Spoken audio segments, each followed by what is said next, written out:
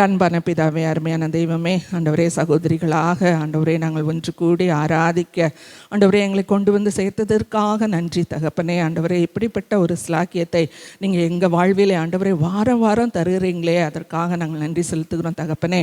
இந்த வேளையிலும் உண்மை ஆராதிக்க கிருபை செஞ்சீங்கப்பா, பாடல் பாடி ஆண்டவரே உண்மை துதிக்க கிருபை தந்தீங்க தகப்பனே. இந்த வேளையிலும் ஆண்டவரே அப்பா கர்த்தாவே, உங்களுடைய வார்த்தைகளிலே ஆண்டவரே அப்பா கர்த்தாவே எங்களோடு கூட பேசுங்க தகப்பனே. ஆண்டவரே, எங்களுடைய இருதயத்தை ஆயத்தமாக்கி வைக்கிறோம் தகப்பனே. நல்ல நிலம் போல ஆண்டவரே அப்பா ஆயத்தமாய் இருக்கட்டும் தகப்பனே. எல்லா விதமான கவலைகள் ஆண்டவரே, வீட்டின் பாரங்கள் ஆண்டவரே அப்பா கர்த்தாவே, எண்ணங்கள் எல்லாம் சிதறாதபடி ஆண்டவரே அப்பா நாங்கள் வசனத்தையே ஆண்டவரே நல்ல கேட்க கிருபை செய்யுங்கப்பா. ஆண்டவரே, பலன் கொடுக்குற மாதிரி கேட்க ஆண்டவரே எங்களுக்கு கிருபை செய்யுங்க ஆண்டவரே அப்பா. கேட்கிற விதத்தை குறித்து கவனியுங்கள் என்று சொன்னீங்களே அப்பா, அதுபோல் ஆண்டவரே கர்த்தாவே ராஜா, நாங்கள் கேட்கிற விதத்தை கவனித்து ஆண்டவரே நல்லா கேட்க ஆண்டவரே கிருபை செய்யுங்க. அது எங்களுக்கு ஆண்டவரே பிரயோஜனமாக இருக்கணும் தகப்பனே. ஆண்டவரே, கேட்டு விட்டு செல்லாமல் அதன்படி நடக்கவும் எங்களுக்கு உதவி செய்யும் ஆண்டவரே அப்பா. உம்முடைய வார்த்தைகளை கொடுங்க தகப்பனே. உம்முடைய ஆண்டவரே அபிஷேகத்தால் அது நிறைந்திருக்கட்டும் தகப்பனே. எல்லாருக்கும் ஆண்டவரே அப்பா உபயோகமானதாக இருக்கணும், எனக்கும் உபயோகமானதாக இருக்கணும் தகப்பனே. நம்முடைய சமூகத்திலே கொடுக்குறேன், இயேசுவின் மூலமே கெஞ்சுகிறேன் நல்ல பிதாவே, ஆமேன் ஆமேன். இந்த வருடம் என்ன ஆசீர்வாதம் நமக்கு? வருட ஆசீர்வாதம். பயப்படாதே, உன் வேண்டுதல் கேட்கப்பட்டது. அதை ஒட்டியே நம்ம பாஸ்டரம்மா ஒவ்வொரு வியாழக்கிழமையும் ஒவ்வொரு ஜெபத்தை பற்றி எடுத்து நமக்கு சொல்லி கொடுத்துட்டு இருந்தாங்க. என்ன ஜெபத்தெல்லாம் நம்ம பார்த்துருக்கோம் இது வரைக்கும்? டீச்சராக இருக்கிறதுனால இப்படிலாம் கேள்வி கேட்பேன், நீங்கள் ஏதாவது நினச்சிக்காதீங்க.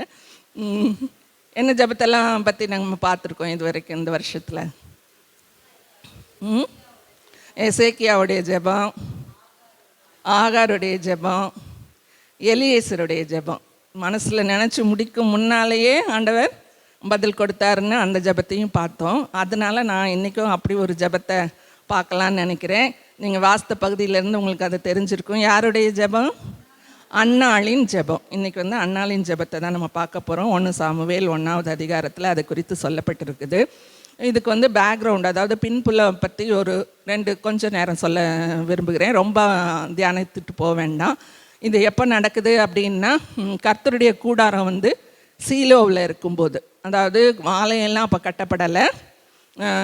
கூடாரத்தை வனாந்திரத்தில் என்ன பண்ணிட்டு வருவாங்க, சுமந்துட்டு எங்கெங்கே பாளையம் இறங்குறாங்களோ அங்கெல்லாம் அதை நிறுத்துவாங்க. இப்போ என்ன பண்ணிட்டாங்க, அவங்க கானானுக்குள்ளே வந்துட்டாங்க. கானானுக்குள்ளே வந்த பிறகு என்ன பண்ணுறாங்க, யோசுவா இருக்கிற இடம், யோசுவா எந்த கோத்திரத்தை சேர்ந்தவன்? எப்ராயிம் கோத்திரத்தை சேர்ந்தவன். அந்த ஊர் பக்கத்தில் சீலோன்ற ஒரு ஊரில் அந்த கூடாரத்தை நிலைநிறுத்துகிறாங்க. அங்கே தான் இந்த கூடாரம் இருக்குது, சீலோன்ற இடத்துல. அந்த சீலோ எப்ராயிம் அந்த இதுக்குள்ளே இருக்குது. அதில் யாரெல்லாம் இருக்காங்க அப்படின்னா, ஆசாரியன் யார்? ஏலி. அவனுடைய பிள்ளைங்க யார்? ஒப்னியும் பீனகாசும். ஸோ ஆலயத்தில், அதாவது கூடாரத்தில், அது எங்கே இருக்குது? சீலோவில் இருக்குது. அதில் ஒப்பினி பினகாசு ஏலி இருக்காங்க. இவங்க குடும்பத்தை பார்த்திங்கன்னா எல்கானா. அவங்க எல்கானா எங்கே இருக்கிறாங்க? அவங்க ராமாவில் இருக்காங்க, எப்ராயிம் தேசத்துலேயே ராமாவில் இருக்காங்க. அவர் லேவி கோத்திரர், கோராகின் புத்திரர். அப்புறம் லேவி கோத்திரர் எதுக்கு எப்ராயிமில் இருக்காங்கன்னு நினச்சிங்கன்னா, அந்த பழைய பேக்ரவுண்ட் தெரியணும் உங்களுக்கு. லேவி கோத்திரத்துக்கு கர்த்தர் தான் சுதந்திரம். அதனால் அவங்களுக்கு தனியாக சுதந்திரம் கிடையாது. ஒவ்வொரு கோத்திரத்துக்குள்ளேயும் அவங்களுக்கு சுதந்திரம் கொடுத்துருப்பாங்க. அதாவது பட்டணங்கள் கொடுத்துருப்பாங்க, வயல் நிலங்கள் கொடுத்துருப்பாங்க. அவங்க தங்களுடைய வாழ்க்கைக்காக பயிரிட்டு அப்படியெல்லாம் வேலை செய்ய வேண்டியதில்லை. ஆண்டவருடைய வேலையை தான் அவங்க செய்யணும், மற்றவங்கெல்லாம் அவங்களுக்கு கொடுக்கணும். அப்படி இருந்ததுனால தான் இந்த லேவியன் அந்த எப்ராயிம் தேசத்தில் இருந்தவர். அவர் என்ன பண்ணுறாரு, அவருடைய வழக்கம் என்ன, ஒவ்வொரு வருஷமும் சீலோவில் போய் குடும்பத்தோடு போய் பார்த்துக்கோங்க, குடும்பத்தோடு போய் என்ன பண்ணுவாங்க, பலி செலுத்தி பொருத்தனையெல்லாம் செலுத்தி அவரை தொழுது கொண்டு அதுக்கப்புறம் என்ன பண்ணுவாங்க, திரும்பி வருவாங்க. இந்த எல்கானாவுக்கு 2 மனைவிகள். ஒருத்தர் மூத்தவங்க அன்னாள், 2வது பெனினாள். நம்ம பாஸ்டரையா சொல்லியிருக்காங்க, ஒரு 10 வருஷம் பார்ப்பாங்களாம், குழந்தை இல்லைன்னா இன்னொரு கல்யாணம் பண்ணி கொடுப்பாங்களாம். அந்த வழக்கம் அவங்க வழக்கம், அதுக்காக நம்ம அப்படி செய்யணும்னு சொல்லலை. அந்த வழக்கத்தின்படி அந்த மாதிரி அன்னாளுக்கு ஒரு 10 வருஷம் ஆன பிறகு பெனினாலை திருமணம் எடுத்து கொடுத்துருக்கலாம். அந்த பெனினாளுக்கு என்ன இருந்துச்சு, நிறைய பிள்ளைகள் இருந்துச்சு அப்படின்னு இருக்குது. அதில் நீங்கள் பார்த்தீங்கன்னா குமாரர்கள் குமாரத்திகள்னு இருக்குது. நம்ம எல்கானா அன்னாளை தேற்றும் போது நான் உனக்கு 10 குமாரரை பார்க்கிலும் அதிகம் அல்லவான்னு கேட்பாரு. அதனால் நான் நினச்சிக்கிறேன் நிறைய பிள்ளைங்க 10ன்னு வச்சுக்கிட்டாலும் சரி, அது குறைச்சி வச்சுக்கிட்டாலும் சரி, அவங்களுக்கு வந்து நிறைய பிள்ளைங்க இருந்தது. இவங்களுக்கும் வந்து குழந்தை இல்லை. ஆனால் இவங்களுக்கு அதை பற்றி என்ன சொல்லியிருக்கு, கர்த்தரோ அன்னாளின் கர்ப்பத்தை அடைத்திருந்தார் அப்படின்னு இருக்குது. அப்போனா என்ன, கர்த்தர் அடைத்திருந்தாருன்னா அப்போ அவங்க ஏதோ பாவம் செஞ்சுருப்பாங்க போல், இல்லை தண்டனைக்காக அதை வந்து அடைச்சி வச்சுருந்துருக்கிறாரோ அப்படின்னு நீங்கள் நினச்சிங்கன்னா அப்படி இல்லை. அந்த காலத்தில் வந்து அது ஒரு வழக்க சொல். குழந்தை இல்லை அப்படிங்கும்போது அப்படின்னு சொல்கிறதுக்கு மலடின்னு சொல்லுவாங்க. இந்த மாதிரி கர்த்தர் கர்ப்பத்தை அடைத்திருந்தாள். ஏன்னா வந்து இஸ்ரவேலர் எப்போவுமே கர்த்தரோடையே இணைஞ்சு தான் அந்த வார்த்தைகள் எல்லாம் பேசுவாங்க, எல்லாம் பண்ணுவாங்க. அது மாதிரி வந்து குழந்தை இல்லைன்னு சொல்கிறதுக்கு கர்த்தர் அவர் கர்ப்பத்தை அடைத்திருந்தார். அது மாதிரி குழந்தை பிறக்குது, கர்ப்பவதி ஆகிட்டாங்கன்னா கர்த்தர் அவளை நினைத்தருளினார் அப்படின்னு இருக்கும். கர்த்தர் அவளை நினைத்தருளினா வந்து ப்ரெக்னென்ட் ஆகிட்டான்னு அர்த்தம். ஸோ இது வழக்க சொல்லுதானே ஒழிய பாவத்தினால வந்து கர்த்தர் வந்து அவளுடைய கர்ப்பத்தை அடைக்கலை. அது மாதிரி தான் நம்மளுக்கும் சில சமயங்களில் கஷ்டங்கள், கவலைகள், எல்லாம் போராட்டங்கள் எல்லாம் வரும்போது நம்ம நினச்சிக்கிட கூடாது நம்ம பாவத்தை செஞ்சிட்டோம். இல்லை மற்றவங்க கூட நம்மளை சொல்லுவாங்க, நீ என்ன பாவம் செஞ்சாலோ இவளுக்கு இதெல்லாம் நடக்குது அப்படின்னு சொல்லுவாங்க. அந்த மாதிரி வந்து நம்ம சோர்ந்து போயிடக்கூடாது. நமக்கு ஏதாவது நடக்கலை, நமக்கு ஏதாவது கஷ்டங்கள் துன்பங்கள் வந்துச்சுன்னா அது பாவத்தினால தான் அப்படின்னு நம்ம நினைக்கக்கூடாது, சோர்ந்து போயிடக்கூடாது. ஆனால் அதுக்காக பாவம் செஞ்சுட்டும் நீங்கள் வந்து எனக்கு ஆண்டவர் இப்படி இதுக்காக செய்கிறாருன்னு சொல்லக்கூடாது. அது அவங்கவுங்களுக்கு அவங்கவுங்க மனசில் தெரியும், இது பாவத்தில் வந்துச்சா இல்லையான்றது இல்லையா, அவங்கவுங்களுக்கு தெரியும். அதனால் இந்த இடத்துல வந்து கர்த்தர் வந்து அவளுடைய பாவத்துக்காக அந்த கர்ப்பத்தை அடைச்சிடல. அப்புறம் என்ன ஆகுது, ஒவ்வொரு வருஷமும் அவங்களுடைய ரொட்டீன் என்ன அப்படின்னா, அவங்க சீலோவிலேருந்து ஆடு மாடு எல்லாத்தையும் பிள்ளைங்க எல்லாத்தையும் கூட்டிகிட்டு வந்து இங்கே பலியிட்டுட்டு என்ன பண்ணுவாங்க, அந்த பலியிலேருந்து போர்ஷன் எடுத்து சாப்பிடுவாங்க இல்லையா. ஆசாரியருக்குரியது ஆசாரியருக்கு கொடுத்துருவாங்க, இவங்களுக்குரியதை இவங்க எடுத்துகிட்டு வந்து சாப்பிடுவாங்க. அப்படிப்பட்ட நேரத்தில் இந்த பெனினால் என்ன பண்ணுவா, ஒவ்வொரு வருஷமும் என்ன பண்ணுவா, அன்னாளை வந்து துக்கப்படுத்துவாள். எப்படிலாம் துக்கப்படுத்துவாள்னு பாருங்க.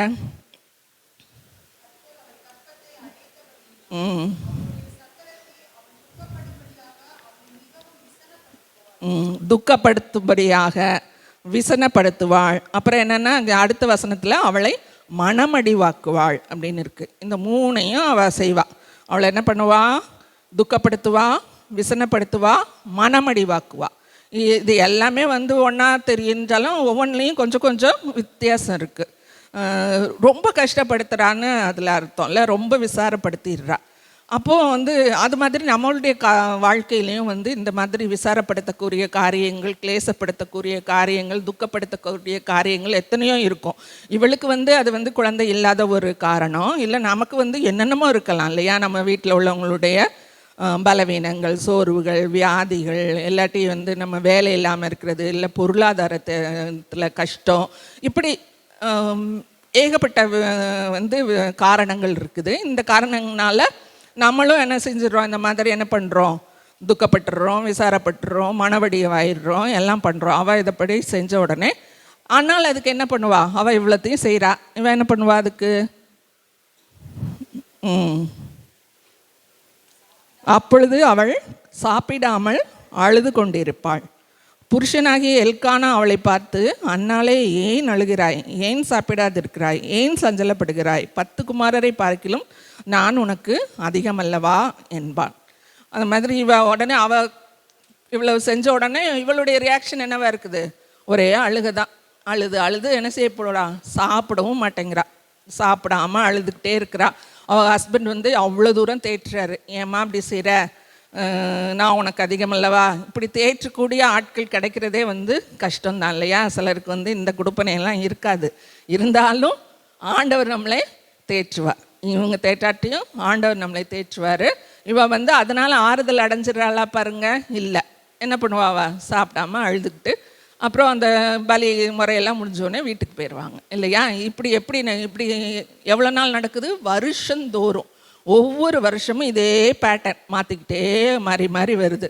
நமக்கு வந்து 2023 இப்படி நடந்திருக்கும், 24 அப்படி நடக்கும். அப்படியே வரிசையாக அதே தான் நடந்துக்கிட்டு நமக்கு ஒரே பிரச்சனைகளும் வாழ்க்கையில் கஷ்டங்களும் சோதனைகளும் இருக்கும்போது நம்ம அழுது வீட்டில் ஒரு மூலையில் உட்காந்து அழுதுகிட்டு, பாத்ரூம்குள்ளே போய் நின்று அழுதுகிட்டு, அப்படிலாம் இருக்கும், அனுபவம் இருக்குன்னு நினைக்கிறேன். யாருக்கும் தெரியாமல் அழுகணுன்னா பாத்ரூமில் போய் தண்ணியை வாளியில் திறந்து விட்டுட்டு அழுதுனிங்கன்னா வந்து கேட்காத வேறையாக இருக்கும். அப்படிலாம் அழுத அனுபவங்களும் உண்டு.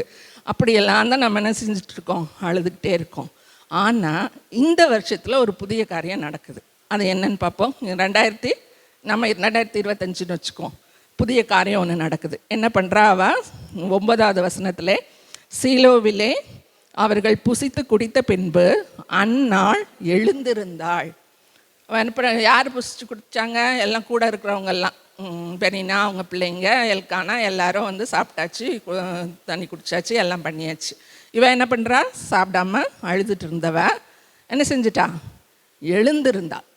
இவ்வளோ நாள் வரைக்கும் என்ன அழுதுகிட்டே வீட்டுக்கு போவான். இந்த வருஷம் அவள் அழுதுகிட்டு வீட்டுக்கு போகலை. என்ன பண்ணிட்டா?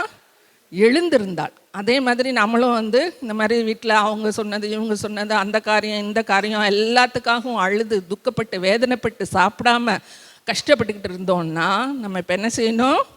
எழுந்திருக்கணும். எலும்பு எலும்பு சீயோனே உன் வல்லமையை தரித்துக்கொள், தூசியை விழுதறி விட்டு எழுந்துரு. என்ன நம்மளை தடையாக இருக்கோ, எந்த தூசியோ என்னமோ எதுவோ எல்லாத்தையும் வந்து என்ன பண்ணணும்? தள்ளி விட்டுட்டு பலன் அடைஞ்சு எங்கே வரணும்? அவள் எங்கே போனா? அவள் அன்னாள் எழுந்திருந்து ஆசாரியனாகிய ஏலி கர்த்தருடைய ஆலயத்திலே உட்கார்ந்துருந்தான். அவள் போய், அதாவது 10வது வசனம், அவள் போய் எங்கே போனா? ஆலயத்துக்கு போனான். பார்த்தீங்களா? எங்கே இவ்வளோ நாளும் ஆலயத்தில் தான் போய் பலியிடுவாங்க, அதெல்லாம் செய்வாங்க. ஆனால் இப்போ அவள் எப்படி போகிறா? தனியாக போகிறா. எழுந்திருந்து அந்த சூழ்நிலையை, அந்த கஷ்டங்களை, அந்த இடத்த விட்டு எந்திரிச்சு எங்கே போகிறா? கர்த்தருடைய சமூகத்துக்கு போகிறா. எல்லாருக்கும் எல்லா நேரமும் ஆலயத்துக்கு வர முடியும்னு சொல்ல முடியாது. இருந்தாலும் வந்து கர்த்தருடைய சமூகம் நம்ம வீட்டுக்குள்ளேயே இருக்கும். எந்த ஒரு எல்லாரும் கிளம்பி போன பிறகு நம்ம என்ன பண்ணலாம்? ஏதோ ஒரு அறையில் போய் எங்கேயோ உட்காந்து, ஏன்னா ஹஸ்பண்டு பிள்ளைங்களெல்லாம் நம்ம அனுப்பிடுவோம் இல்லையா? அதுக்கப்புறம் என்ன பண்ணணும்? போகணும். பக்கத்தில் சர்ச் இருந்தால் வண்டியெலாம் வச்சுருக்கவங்க சர்ச்சுக்கே வந்துடலாம். சர்ச்சில் வந்து ஜெபிக்கிறதுக்கு உள்ளதுக்கும் வீட்டிலேருந்து ஜெபிக்கிறதுக்கும் வித்தியாசம் இருக்குது தான். ஆனால் வீட்டிலையும் நம்ம ஜெபிக்கலாம். எங்கும் கர்த்தரை தொழுது கொள்ளும் காலம் இருக்குது அப்போ வந்து அந்த மாதிரி இல்லை இல்லையா? எதுக்குனாலும் அவங்க வந்து ஆலயத்துக்கு தான் போய் தான் எல்லாம் செய்யணும். அப்போ என்ன ஆயிடுச்சு? அவள் என்ன பண்ணிட்டா? எந்திரிச்சு கர்த்தர்கிட்ட போயிட்டா. அவள் ஆலயத்துக்கு போய் அவள் எப்படி ஜெபம் பண்ணான்னு பார்த்துட்டு அதுக்கப்புறம் அவள் என்ன ஜெபம் பண்ணான்னு பார்க்கலாம். எப்படி அவள் ஜெபம் பண்ணுறா பாருங்க. அவள் போய் மனம் கசந்து மிகவும் அழுது கர்த்தரை நோக்கி விண்ணப்பம் பண்ணுறான். கர்த்தர்கிட்ட தான் வந்து என்ன செய்யணும்? அழணும். அப்புறம் வந்து மனசு நமக்கு கஷ்டமாக இருந்துச்சுன்னா, மனம் கசந்துன்னா மன கஷ்டத்தோடு அவர்கிட்ட வந்து அழுது அவர்கிட்ட விண்ணப்பம் பண்ணணும். கர்த்தரை நோக்கி விண்ணப்பம் பண்ணணும். அது வந்து அது மட்டுமா? அவள் எப்படியெல்லாம் விண்ணப்பம் பண்ணினான்னு பாருங்கள். 12வது வசனத்தில், அவள் கர்த்தருடைய சந்நிதியில் வெகு நேரம் விண்ணப்பம் பண்ணின போது. எங்கே வந்து விண்ணப்பம் பண்ணுறா? கர்த்தருடைய சந்நிதியில். ஆலயத்துலேயும் கர்த்தருடைய சந்நிதியில். அது மாதிரி நம்மளும் வந்து ஆண்டவருக்கு முன்னால், வீட்டிலையே ஆண்டவருக்கு முன்னால் அவருடைய சந்நிதியில் போய் எப்படி ஜெபம் பண்ணுறாளாம்? வெகு நேரம் ஜெபம் பண்ணுறாளாம். அதாவது நேற்று கூட அந்த வீட்டு கூட்டத்தில் ஜபா பாஸ்டர் சொன்னாங்க, வேதம் எப்படி வாசிக்கணும்னா நம்ம மனசு திருப்தியாகிற வரைக்கும் வேதம் வாசிக்கணும். அது மாதிரி நேரம் காலங்கிறது வந்து அதை வச்சு ஆண்டவர் நமக்கு பதில் அளிக்கிறாரு, ரொம்ப நேரம் ஜோம்னா தான் பதில் அளிப்பார், அப்படியெல்லாம் கிடையாது. சில சமயம் நம்ம நினச்சதை கூட ஆண்டவர் செய்வார். அதை பற்றி இல்லை. இவளுக்கு வந்து கஷ்டங்கள் ஜாஸ்தியாக இருக்கும் போகிறதுனால என்ன பண்ணுறா? வெகு நேரம், அதாவது மனசாகிற வரைக்கும் ஜோம் பண்ணுறா. மனசாகிற வரைக்கும் பைபிள் படிக்கணும், மனசாகிற வரைக்கும் ஆண்டவரை நினைக்கணும். அப்படி உன்னத பாட்டில் ஒரு வசனம் இருக்குது, என் பிரியமானவளுக்கு மனதாகும் மட்டும் அவளை எழுப்பாமல் இருக்க எல்லாத்தின் மேலேயும் ஆணை எடுக்கிறேன்னு சொல்லுவார் நம்மளுடைய நேசர். அதை பார்த்துட்டு நான் நினைப்பேன், ஆண்டவர் நம்ம தூங்குறதுல கூட வந்து மனசாகி எழும்புற வரைக்கும் விடுறாருன்னு. அப்படி இது வந்து தூங்குறதுக்கு அல்ல.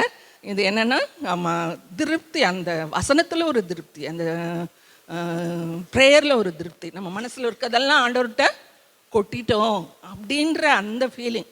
அப்பா ஆண்டவர்கிட்ட இறக்கி வச்சிட்டோம். நம்மளே என்ன செய்யக்கூடாது? சுமந்துட்டுருக்கக்கூடாது. ஆண்டவருக்கு முன்னால் கொண்டு வந்து என்ன செஞ்சிடணும்? இறக்கி வச்சிடணும். அதுதான் இந்த இடத்துல வந்து வெகு நேரம் விண்ணப்பம் பண்ணும்போது அவள் என்ன பண்ணாலாம்? அவள் தன் இருதயத்திலே பேசினாள். அவளுடைய உதடுகள் மாத்திரம் அசைந்தது, அவள் சத்தமோ கேட்கப்படவில்லை. இருதயத்தில் பேசுகிற ஆண்டவரை நோக்கி. ஏன்னா இருதயத்தை பார்க்குறவர் அவர்.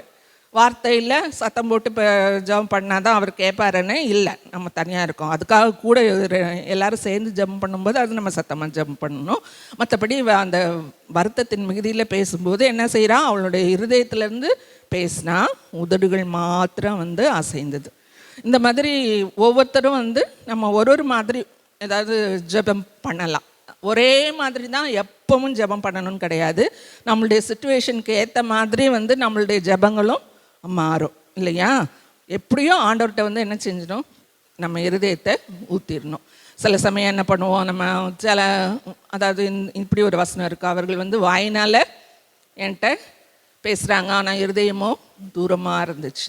நம்ம ஜெபம் அப்படி இருக்கக்கூடாது. வாயினால் பேசுகிறது இல்லை, இருதயம் தூரமாக இருக்கிற மாதிரி அப்படிப்பட்ட ஜெபமாக இருக்கக்கூடாது. அதுக்கப்புறம் வேதத்தை கேளாதபடி தன் இருதயத்தை விலக்குறவுடைய ஜெபம் அருவருப்பானதுன்னு இருக்குது. அதனால் நம்ம அந்த கேட்டகரியிலையும் வந்துடக்கூடாது. அதுக்கப்புறம் எப்படிப்பட்ட ஜெபம் இருக்குது, என் தலை தண்ணீரும் என் கண் கண்ணீருமானால் நலமாக இருக்கும்னு எரேமியா சொல்கிறாரு. அது அந்த தேசத்துக்காக ஜெபிக்கும்போது அப்படி ஒரு ஜெபம். அதுக்கப்புறம் பார்த்திங்கன்னா சில சமயம் பெருமூச்சின் ஜெபம். நம்ம பெருமூச்சு விட்டாலே ஆண்டவர் என்ன செய்வார், இஸ்ரவேலர்கள் பெருமூச்சு விடுறதை கேட்டு ஆண்டவர் இறங்கி வந்தார்னு இருக்குது. நம்முடைய சூழ்நிலைகளை நம்ம பெருமூச்சோடு ஆண்டவர்கிட்ட ஜெபம் பண்ணும்போதும் ஆண்டவர் கேட்பார். அந்த பெருமூச்சிலையும் எசேக்கியேலுக்கு எப்படி சொல்லுவார் தெரியுமா, நீ உன் இடுப்பு நொறுங்கும் வரைக்கும் பெருமூச்சு விடு அப்படிம்பாரு. அப்படி நீ ஜெபம் பண்ணு. அப்படி ஒரு ஜெபத்தை எசேக்கியேல் கிட்ட இருந்து ஆண்டவர் எதிர்பார்த்தார். அந்த தேசத்தின் துரோகத்தை மன்னிக்கிறதுக்கு அந்த ஆண்டவர்கிட்ட எசேக்கியேல் அப்படி ஜெபம் பண்ணுறாரு. அந்த தீர்க்கதரிசிகள்லாம் என்னென்னா அந்த தேசத்துக்காகவே ஜெபிக்கும் போது இப்படி ஜெபிக்கிறாங்க. நம்மளும் நம்மளுடைய குடும்பத்துக்காக மற்றவங்களுக்காக நம்ம ஜெபிக்கும்போது அந்த அளவுக்கு இடுப்பு நொறுங்கும்படியெல்லாம் நமக்கு பெருமிச்சு விட முடியாதுன்னு வச்சுக்கோங்களேன். என்ன அதில் மீனிங்னா, நம்ம அப்படியே எல்லாத்தையும் ஆவி ஆத்மா சரீரத்தோடு ஜெபம் பண்ணணும். சும்மா வாயில் மட்டும் ஜெபம் பண்ணக்கூடாது, இல்லாட்டி இருதயத்தில் மட்டும் அதாவது அதை ஃபீல் பண்ணாமல் அந்த ஜெபம் எங்கேருந்து வரணும், அப்படி வயிற்றுலேருந்து வரணும். சில சமயம் ஒரு கதறுவோம் பாருங்கள் ஆண்டவர்கிட்ட, அப்படி அனுபவம் உங்களுக்கு இருக்கும்னு நினைக்கிறேன். எங்கி அழும்போது அப்படியே அந்த வயிற்றுலேருந்து வர மாதிரி இருக்கும் அந்த ஏக்கம். அப்படிப்பட்ட ஜெபங்களுக்கு கட்டாயமாக ஆண்டவர் நிச்சயமான பதிலே கொடுக்குறாரு. அது மாதிரி இந்த அண்ணால் என்ன பண்ணிட்டா, தன்னுடைய இருதயத்தை எல்லாம் என்ன செஞ்சிட்டா, அவருடைய சமூகத்தில் ஊற்றி விட்டார். இந்த எங்கே இருக்குது,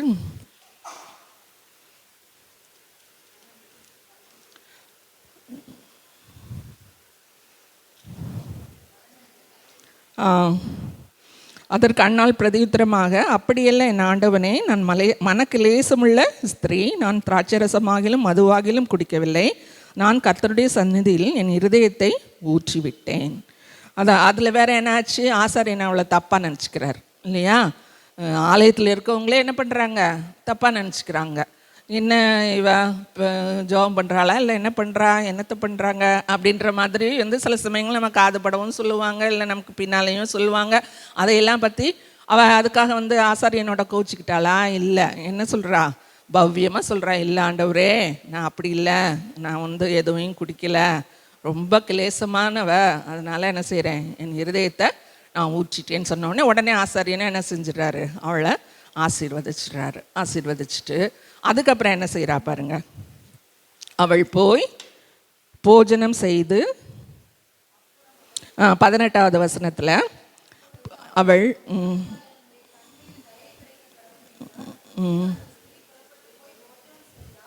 அப்புறம் அவள் துக்கம் இருக்கு பார்த்தீங்களா. இப்போ எல்லாத்தையும் ஊற்றினவுடனே அவளுக்கு அந்த மனசு ஃப்ரீ ஆயிடுச்சு. இப்போ என்ன பண்ணுறா, போய் போஜனம் செய்கிறா. இது வரைக்கும் என்ன பண்ணுவா, யார் சொன்னாலும் அவங்க ஹஸ்பண்ட் சொன்னாலும் கேட்காம அழுதுகிட்டே சாப்பிடாம இருந்தவன் இப்போ ஆண்டவருடைய சமூகத்தில் எல்லாத்தையும் ஊற்றின பிறகு அப்படியே ஃப்ரீ ஆகிட்டா. அதுக்கப்புறம் அவன் என்ன செய்யலையா, துக்க முகமாகவே இருக்கலையா. என்ன வந்தது, அவளுக்கு ஒரு விசுவாசம் வந்துடுச்சு இல்லையா. ஆண்டவர் ஜெபத்தை கேட்டார் அப்படின்னு சொல்லி அவளுக்கு ஒரு விசுவாசம் வந்த உடனே அதுக்கப்புறம் என்ன செய்யலாவா, துக்க முகமாக இருக்கலை. நல்லா போய் என்ன செஞ்சுட்டா, போஜனம்லாம் சாப்பிட்டு அதுக்கப்புறம் அடுத்த நாள் காலையில் அவங்க கிளம்பி போனாங்கன்னு இருக்குது. ஸோ இது வரைக்கும் வந்த வருஷத்துலையும் இந்த வருஷத்துக்கு எவ்வளோ டிஃப்ரென்ஸ் பாருங்கள். இது வரைக்கும் வந்தப்பா அழுது அப்படியே திரும்பி போவா.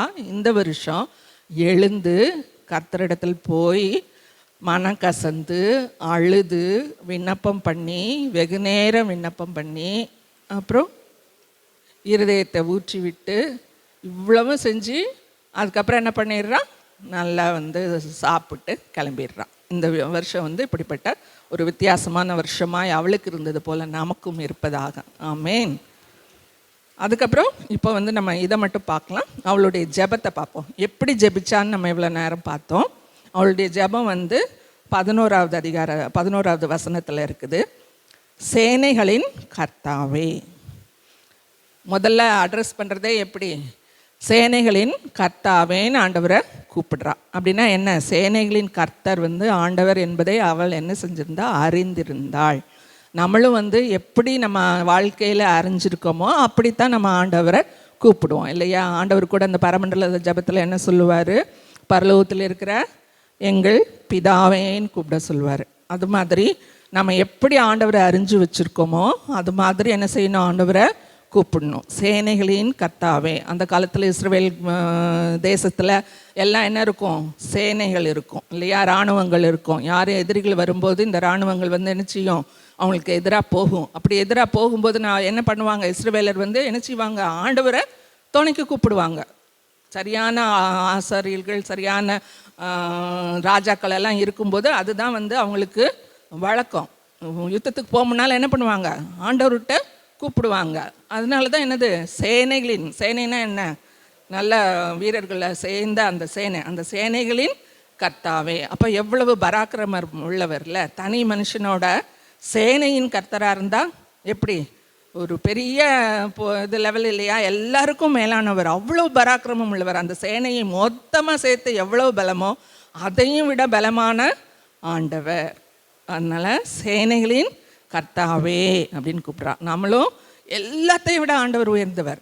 என்ன கஷ்டமாக இருந்தாலும், என்ன வருத்தமாக இருந்தாலும், என்ன பிரச்சனையாக இருந்தாலும், என்ன சூழ்நிலையாக இருந்தாலும் எல்லாவற்றையும் விட ஆண்டவர் பெரியவர். சேனைகளின் கர்த்தாவே. அப்புறம் என்ன கேட்குறா பாருங்க, உம்முடைய அடியாளின் சிறுமையை கண்ணோக்கி பார்த்து உம்முடைய அடியாளை மறவாமல் நினைத்தருளி உமது அடியாளுக்கு ஒரு ஆண் பிள்ளையை கொடுத்தாள். அந்த 3 சென்டென்ஸ்களையும் எத்தனை அடியாள் வந்துருச்சு பாருங்க, 3 அடியாள் வந்துருச்சு. அடியாள்னா என்ன, அடிமை. அவ்வளோ தூரம் அவன் தன்னை என்ன செய்கிறாவா, தாழ்த்துறா. அது ஒரு தாழ்மையின் ஜெபம். அன்னாளின் ஜெபம் தாழ்மையின் ஜெபம். அடியாளை நினச்சிருங்க, என்னுடைய சிறுமையை நோக்கி பாருங்க, என்ன நினைவு கூறுங்க. இந்த இடத்துல நினைவு கூறுகிறதுனா அதான் குழந்தை தர்றதுக்கு தான் இல்லையா, கர்ப்பம் தரிக்கிறதுக்கு தான் நினைவு கூறுங்கன்னு சொல்லுவாங்க. ஆண்டவர் நினைவு கூர்ந்தா கர்ப்பம் தரிப்பாங்க அப்படிங்கிறது அவங்களுடைய இது வழக்கம். அதுக்கப்புறம் உமது அடியாளுக்கு ஒரு ஆண் பிள்ளையை கொடுத்தாள். அவள் எதுக்கா, நம்ம பெண் பிள்ளை வேணும் ஆண் பிள்ளை வேணும்லாம் நம்ம சொல்கிறதில்ல, ஆண்டவருடைய சித்தம்னு சொல்கிறோம். அந்த நேரத்தில் அவளுக்கு என்ன தோணியிருக்கு, தனக்கு ஒரு ஆண் பிள்ளை வேணும், அது என்னமோ செய்யணுன்ற அந்த ஒரு இது அவளுக்கு இருந்திருக்குது அப்போவே. அதனால் அடியாளுக்கு ஒரு ஆண் பிள்ளையை கொடுத்தால் அதுக்கப்புறம் என்ன சொல்கிறா, பொருத்தனை பண்ணுறா. அவள் உயிரோடு இருக்கும், அவன் உயிரோடு இருக்கும் சகல நாளும் நான் அவனை கர்த்தருக்கென்று ஒப்பு கொடுப்பேன், அவன் தலையின் மேல் சவரகன் கத்தி படுவதில்லை என்று ஒரு பொருத்தனை பண்ணினாள். ஆக இது ஒரு பொருத்தனையின் ஜெபம். அந்த பொருத்தனை பாருங்கள், எவ்வளவு பெரிய பொருத்தனை. நம்மளாலலாம் இப்படி பண்ணவே முடியாது இல்லையா. சகல நாளும் உயிரோடு இருக்கும், சகல நாளும் அந்த பிள்ளையை யார் கொடுத்துருவேன், ஆண்டவருக்கே கொடுத்துருவேன். பிள்ளையே இல்லைன்னு பிள்ளை கேட்குறான், ஆனால் அந்த பிள்ளைய ஃபுல்லாக ஆண்டவர்கிட்ட கொடுத்துருவேன் அப்படின்னு சொல்கிறா. அதுவும் எப்படியா, உயிரோடு இருக்கும் சகல நாளும். ஏதோ கொஞ்ச நாள், 1 நாள் 2 நாள் அப்படி இல்லை, ஒரு 4 மாதம் கூட வச்சுக்கிறேன் ஆண்டவரே, மீதி ஒரு 5 மாதம் கொண்டு வந்து விடுறேன், அப்புறம் திருப்பி அடுத்த வருஷம் கூட்டிகிட்டு போகிறேன், அந்த மாதிரிலாம் இல்லை. உயிரோடு இருக்கும் சகல நாளையும் அவனை உமக்கே கொடுப்பேன். அது மாதிரி நமக்கு இந்த சின்ன வயசில் பிள்ளையை பிரிஞ்சிருக்கிறது ரொம்ப கஷ்டமாக இருக்கும். யாரெல்லாம் வேலைக்கு போய் பிள்ளைய அம்மா வீட்டில் விட்டு மாமியார் வீட்டில் விட்டவங்களுக்கெல்லாம் அந்த வலியும் வேதனையும் தெரியும். அந்த சின்ன வயசில் அதுவும் அந்த 3 மாதம்லாம் பால் மரம் கடிச்சிட்டு இப்போ அவங்கெல்லாம் நிறையா வருஷம், நமக்கு கொஞ்ச நாள், 3 நாள், எங்களுக்கெல்லாம் 3 மாதம்தான் பெட்டானிட்டி லீவு. அந்த 3 மாதத்துக்குள்ளே என்ன பண்ணணும், பிள்ளையெல்லாம் மரக்கடிச்சு அம்மாட்ட கொடுத்துட்டு வேலைக்கு வரணும். வேலைக்கு வந்தால் அப்படியே அந்த முகமே நிற்கும் முன்னாடி, அந்த மாதிரியெல்லாம் கஷ்டம். ஆனால் இவன் என்ன பண்ணுறா, அதுக்கெல்லாம் மேலே ஏதோ ஒரு விசுவாசம் அவளுக்கு வந்துருச்சுப்பா அந்த நேரத்தில் ஜெபம் பண்ணும்போது. அதுக்கப்புறம் ஆண்டவர் பிள்ளைகளை தருவாருன்றோம். அப்புறம் அந்த பையனே வந்து பெரிய வந்து லெவலில் ஆண்டவருக்கு ஊழியம் செய்வான் அப்படின்ற மாதிரியெல்லாம் ஒரு விசுவாசம் வந்துருச்சு. அதனால தான் பின்னால் வந்து அவள் பாடுறா, சங்கீதம் பாடுறா, அப்புறம் என்னென்னா தீர்க்க தரிசனம்லாம் சொல்கிறா. அந்த அளவுக்கு வந்து அவளுக்கு ஒரு அந்த விசுவாசம் வந்ததுனால அவனை வந்து அப்படி கொடுக்குறேன்னு சொல்லிட்டா. அது மட்டும் இல்லை, அதோடைய தலையில் வந்து சவரகன் கத்தி, அதுவும் என்னது எல்லா சகல நாளும் உயிரோடு இருக்கும் சகல நாளும். அதுனா என்ன, அந்த சவரகன் கத்தி படுவதில்லைன்னா அது வந்து ஒரு நசரேய விரதத்துக்கு அது வந்து அடையாளம். அந்த நசரேய விரதங்கிறது அந்த காலத்தில் இஸ்ரவேலில் அப்போ இருந்தது. அது எப்படின்னா முழுவதுமான ஒரு அர்ப்பணிப்பு. திராட்சை ரசம் குடிக்க மாட்டாங்க, அதை வந்து சாப்பிட மாட்டாங்க, அந்த விதையிலேருந்து கூட எதுவும் எடுத்துக்க மாட்டாங்க. அப்புறம் வந்து பக்கத்தில் பழம் வந்துருச்சுன்னா தீட்டுப்பட்டுரும். இந்த மாதிரி தீட்டுப்படாமல், திராட்சை ரசத்தினால தீட்டுப்படாமல், போஜனத்தினால தீட்டுப்படாமல், இந்த முடியை வெட்டுறதுனால தீட்டுப்படாமல், அந்த காலத்தில் உள்ள இந்த காரியங்கள் எல்லாம் இது. அது என்னென்னா விசேஷித்த விதமான ஒரு அர்ப்பணம். அப்போது அன்னாள் வந்து அப்படிப்பட்ட ஒரு அர்ப்பணத்தை வந்து ஆண்டவர்கிட்ட தன் பிள்ளைக்காக செய்கிறா. அது வந்து தேவனை அறிந்த அன்னாள் செஞ்ச ஜெபம், தாழ்மையின் ஜெபம், பொருத்தனையின் ஜெபம். பொருத்தனையிலையும் வந்து அவ்வளவு ஒரு அர்ப்பணிப்பான ஒரு பொருத்தனை, சும்மா சாதாரணமான ஒரு பொருத்தனை இல்லை. நம்ம வந்து என்ன சொல்லுவோம், எங்களுக்கு இதை செஞ்சிட்டிங்கன்னா ஒரு 10 ரூபா போட்டுறோம், அந்த மாதிரி இல்லை. அது நம்ம நினைக்கிறதெல்லாம் ஆண்டவர் செய்ய வைக்கிறதுக்காக நான் இவ்வளவு இதை நீங்கள் கொடுத்தீங்கன்னா நான் இதை செய்கிறேன், அந்த மாதிரி இல்லை. அந்த பொருத்தனை வந்து இதில் வந்து இல்லை. இது வேறு விதமானது. அது நமக்கு தான் வந்து அந்த பொருத்தனை எல்லாம் செய்கிறதுக்கு அந்த நேரத்தில் ஆண்டவருக்கு கிருபை அளிப்பார். அந்த பொருத்தனை செஞ்ச உடனே ஆண்டவர் என்ன செய்கிறாரு, அவளுக்கு அன்னாளை நினைவு கூர்ந்தாள் அப்படின்னு இருக்குது. கர்த்தர் அவளை நினைத்தருளினார். 19வது வசனத்தில் கர்த்தர் அவளை நினைத்தருளினார். அவருக்கு வந்து ஒரு குமாரனை பெற்று கர்த்தரிடத்தில் அவனை கேட்டேன்னு சொல்லி சாமுவேல்னு பேர் இடுகிறார். அப்புறம் என்ன பண்ணுறாருன்னா, கொண்டு வந்து பிள்ளைய விட்டுறா ஆலயத்தில். ஐயோ நம்ம தப்பாக பொருத்தனை பண்ணிட்டோமே, வேற ஒரு பொருத்தனை வச்சுக்கோங்க ஆண்டவரே, இது வேண்டாம் வேற ஒன்று வச்சுக்கோங்க அப்படிலாம் அவள் சொல்லவே இல்லை. சில சமயங்களில் ஏதோ ஒன்று நம்ம வந்து ஐயோ நான் வந்து அவசரத்தில் சொல்லிட்டேன் ஆண்டவரே, இது இல்லை நான் வேற ஒன்று தந்துடுறேன் அதுக்காக அப்படின்னு. அந்த பழைய ஏற்பாட்டிலே அந்த மாதிரி இருக்குது. நீ வந்து பொருத்தனை பண்ணிவிட்டு அதை மாற்றணும்னு நினச்சிட்டா, பொருத்தனை பண்ணதும் ஆண்டவருக்கு, அதை மாற்றணும்னு நினச்சியே அதுவும் ஆண்டவருக்குன்னு சொல்லிட்டார். அது வாசித்திருப்பீங்கன்னு நினைக்கிறேன். அப்படி தான் போட்டிருக்கோம். பொருத்தனை பண்ணும்போது அந்த பொருத்தனை பண்ணதை ஆண்டவருக்கு இல்லை வேண்டாம் வேற ஒன்று கொடுக்குறேன் அப்படின்னு சொன்னால், பொருத்தனை பண்ணதும் வேற ஒன்று கொடுக்குறேன்னு சொன்னது ரெண்டும் சேர்ந்து ஆண்டவருக்கு. அப்படி தான் ஆண்டவர் வந்து பொருத்தனையை எதிர்பார்க்கிறாரு. நம்ம ஒன்று வாயத்தரன்னு சொல்லிட்டோன்னா செய்யணும். ஆண்டவரும் அதே மாதிரி தான், நமக்கு வந்து சொன்னதை செய்யாமல் இருக்கவே மாட்டார். இந்த மாதிரி ஆண்டவர் வந்து அவளுக்கு ஒரு பதிலை கொடுத்தாரு. அதில் வந்து இந்த ஒன்றை மட்டும் சொல்லி நான் முடிக்கிறேன். எதுக்காக ஆண்டவர் வந்து கிட்டத்தட்ட 20 வருஷம் வந்து அவளுக்கு பிள்ளை இல்லாமல் இருந்திருக்கும்னு பாஸ்டர் சொன்னாங்க. என்னென்னா 10 வருஷத்துக்கு அப்புறம் தான் அடுத்த ஒய்ஃபு. அவளுக்கு இத்தனை பிள்ளைங்க, கிட்டத்தட்ட நிறையா பிள்ளைங்க. அதுவும் ஒரு 10 வருஷம் ஆயிருந்திருக்கும். 20 வருஷம் கழித்து அந்த சாமுவேல்ன்ற மகனை ஆண்டவர் வந்து அன்னாளுக்கு கொடுக்குறாரு. அந்த சாமுவேல் என்னவா இருக்கிறாரு, பெரிய தீர்க்கதரிசி. தான் முதல் பெயர் சபா மட்டும் சாமுவேல் தீர்க்கதரிசி என்று விளங்கினது. அது மட்டுமா, ஃபஸ்ட்டு ராஜா சவுலை வந்து ராஜாவாக்கி, அது அவரா ராஜாவாக்கெல்லாம் ஆண்டவர் சொல்லி ராஜாவாக்குனது. அந்த கிங் மேக்கர்னு சொல்லலாம் இல்லையா, கிங் மேக்கர் அவர் தான். அப்புறம் தீர்க்கதரிசி அவர் தான். கடைசி நியாயாதிபதியும் சாமுவேல் தான். அதுக்கப்புறம் அந்த அவர் சாமுவேலுடைய நேரத்தில் வந்து இஸ்ரவேல் வந்து ரொம்ப சோரம் போய் இருந்தது. அவங்களுக்கு ஒரு ராஜா இல்லை, அவனவன் தன் தன் மனசு போன போக்கில் நடந்தான் செஞ்சான்னு இருந்தது. அந்த நேரத்தில் சாமுவேல் வந்து ஒரு ஊருக்காக போய் அந்த ஏரியாவில் அவங்களெல்லாம் கூப்பிட்டு வச்சு ஆண்டவரை பற்றி சொல்லி, கிட்டத்தட்ட ஒரு 4 இடத்துல வந்து அவர் என்ன பண்ணுறாருன்னா, அந்த ஸ்கூல் ஆஃப் ப்ராஃபட்ஸ், அதாவது தீர்க்கதரிசி புத்திரரெல்லாம் ஒன்றா சேர்த்து வச்சு அவங்களுக்கு என்ன அந்த இடத்துல வந்து ஒரு காலேஜ் மாதிரி அதில் வந்து சாமுவேல் போதிப்பார். நீங்கள் எலியா காலத்துலேயும் அவங்களாம் இருப்பாங்க, உங்களுக்கு தெரியுமா. எலிசா வந்து எலியாவை எடுத்துக்கொள்ளப்பட வரும்போது அந்த தீர்க்கதரிசின் புத்திரங்க நின்னாங்க அப்படின்னு இருக்கும். இந்த தீர்க்கதரிசின் புத்திரர் அங்கே நின்னாங்க. ஒவ்வொரு ஊர்லேயும் யார் இருக்காங்க, யார் அவங்க தீர்க்கதரிசியின் புத்திரர்?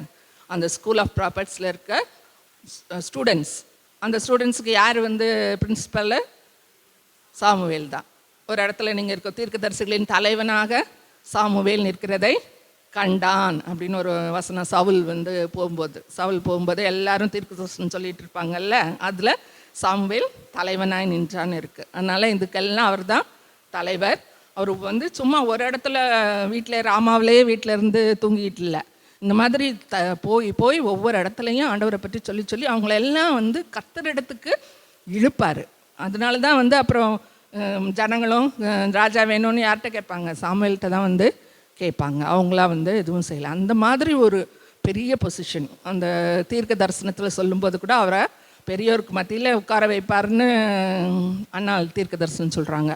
அந்த மாதிரி அந்த நேரத்தில் இப்படியெல்லாம் செய்ய வேண்டிய ஒரு நேரத்தில் சாமுவேலை ஆண்டவர் கொடுத்தார். அதனால் எதையும் சரியான நேரத்தில், குறித்த நேரத்தில் ஆண்டவர் செய்வார். ஆண்டவர் வந்தது கூட காலம் நிறைவேறின போது அவர் வந்து வெளிப்பட்டார். குறித்த காலத்திலே கர்த்தர் நமக்காக மரித்தார். எல்லாமே வந்து காலங்கள் எல்லாம் பிளான் பண்ணி ஆண்டவர் எல்லாம் வச்சுருக்கார். கடைசி நாள் வரைக்கும் அவருக்கு ஒவ்வொருத்தரை பற்றியும் வச்சுருக்காரு. எல்லாம் அதன் நேரத்தில் நேர்த்தியாய் செய்வார். நிச்சயமாக இதை வந்து ஆண்டவர் செய்து முடிப்பார். நம்மளும் கூட என்ன பிரச்சனையாக இருந்தா என்ன, பெனினா மாதிரி ஒருத்தர் பக்கத்தில் உட்காந்து குத்திக்கிட்டே இருக்காளா, இல்லை யாராவது என்ன மாதிரி சொல்லிக்கிட்டே இருக்காங்களா, பக்கத்து வீட்டில் இருந்து பிரச்சனையா, இல்லை நமக்கே பிரச்சனையா, எதுவாக இருந்தாலும் நம்ம என்ன செய்யக்கூடாது, அழுது சோர்ந்து போக கூடாது. சாப்பிடாம சும்மா வேற என்ன பட்டினியாக கடந்துட்டு அழுதுகிட்டு இருந்தோன்னா நம்ம வீக்காக போயிடுவோம். அப்படி இருக்கக்கூடாது. என்ன செய்யணும்? எழுந்திருக்கணும். அந்த சிச்சுவேஷனை விட்டு எழுந்துருங்க. இந்த வருஷம் எழுந்துருங்க. என்ன ஒரு சிச்சுவேஷன் உங்களை பிடிச்சி கட்டி வச்சுருக்கு, எதனால் நீங்கள் கஷ்டப்பட்டுட்டு இருக்கீங்க, எதனால் அழுதுகிட்டு இருக்கீங்க, அந்த இடத்த விட்டு எந்திரிச்சு எங்கே போகணும்? ஆண்டவருடைய சமூகத்துக்கு போகணும். அவருடைய சந்நிதியில் போகணும். அவருடைய சந்நிதியில் அழுங்க, எவ்வளோ வேணாலும் அழுங்க. உங்களுடைய கண்ணீரை விடுங்க, எல்லாம் இருதயத்தை ஊற்றுங்க, வெகு நேரம் விண்ணப்பம் பண்ணுங்க. என்னன்னா உங்களுக்கு சொல்லணும்னு நினைக்கிறீங்களோ எல்லாத்தையும் ஆண்டவருடைய சமூகத்தில் கொட்டி முடிச்சுட்டு அதுக்கப்புறம் என்ன பண்ணணும்? துக்கமுகமாக இருக்கக்கூடாது. நல்லா போஜனம் பண்ணணும். நல்லா சிரிச்ச முகத்தோடு இருந்து என்ன பண்ணணும்? அந்த விசுவாசம் உங்களுக்கு வர்ற வரைக்கும் ஜெபம் பண்ணுங்க. வெகு நேரம் அப்படிங்கிறது அந்த விசுவாசம் உங்களுக்கு வர்ற வரைக்கும் ஜெபம் பண்ணுங்க. ஜெபம் பண்ணிவிட்டு அதுக்கப்புறம் ஆண்டவர் கையில் எல்லாம் இருக்குது, அதை பற்றியெல்லாம் நான் கவலைப்பட மாட்டேன் அப்படின்னு சொல்லிட்டு உங்கள் வாழ்க்கையை நடத்துங்க. ஆண்டவர் உங்களை நினைவு கூறுவார். உங்களை எல்லா காரியங்களையும் அவர் பார்த்து கொள்வார். குறித்த நேரம் அவருக்கு இருக்குது. அந்த நேரத்தில் எல்லாவற்றையும் நல்ல பெரிய காரியங்களை ஆண்டவர் செய்வார். எந்த காரியத்தில் நம்ம வந்து ரொம்ப வருத்தப்பட்டோமோ அந்த காரியத்தில் ஆண்டவர் வந்து பெரிய காரியங்களை செய்வார். ஆண்டவர் தாமே உங்களை ஆசீர்வதிப்பாராக. நம்ம ஜெபம் பண்ணலாம். எங்கள் அன்பான ஆண்டவரே, அருமையான தெய்வமே, அப்பா கர்த்தாவே, நாங்கள் அண்ணாளுடைய ஜெபத்தை பார்த்து ஆண்டவரே கர்த்தாவே காரியங்களை கற்றுக்கொள்ள ஆண்டவரே நிற்கிருபை செய்ததற்காக உமக்கு நன்றி தகப்பனே, நன்றி தகப்பனே. ஆண்டவரே அப்பா கர்த்தாவே, அதுபோல் ஆண்டவரே நாங்களும் விசுவாசத்தோடு உம்முடைய சமூகத்துக்கு ஓடி வந்துவிட ஆண்டவரே அப்பா கர்த்தாவே வெகு நேரம் ஜெபித்தோம். ஆண்டவரே எப்படியெல்லாம் எங்களுக்கு ஜெபிக்கணும்னு தோணுதோ அப்படியெல்லாம் உம்முடைய சமூகத்தில் ஆண்டவரே அப்பா நாங்கள் ஜெபித்து ஆண்டவரே அப்பா விசுவாசத்தை பெற்றுக்கொண்டு அப்பா காரியங்கள் நடக்கிறதை நாங்கள் கண்டு சந்தோஷப்பட்டு ஆண்டவரே உம்மை துதித்து சங்கீதம் பாடி ஆண்டவரே அப்பா உம்மை ஆராதிக்க எங்கள் ஒவ்வொருவருக்கும் நீங்கள் உதவி செய்ய போகிறதற்காக நாங்கள் நமக்கு நன்றி செலுத்துகிறோம். எங்களை அத்தனை பேரையும் உம்முடைய கரத்தில் கொடுத்து ஜெபிக்கிறோம் தகப்பனே. எல்லாவற்றையும் பொறுப்பெடுத்துக் கொள்ளுங்க. துதிகன மகிமையெல்லாம் உமக்கே செலுத்துகிறோம். இயேசுவின் மூலமே கெஞ்சுகிறோம் நல்ல பிதாவே. ஆமேன், ஆமேன்.